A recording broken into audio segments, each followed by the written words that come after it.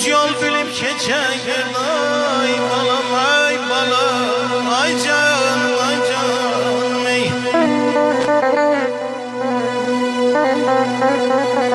Qocaldır insanı, qocaldır zaman. Ürəyin ateşi közü qocalmır.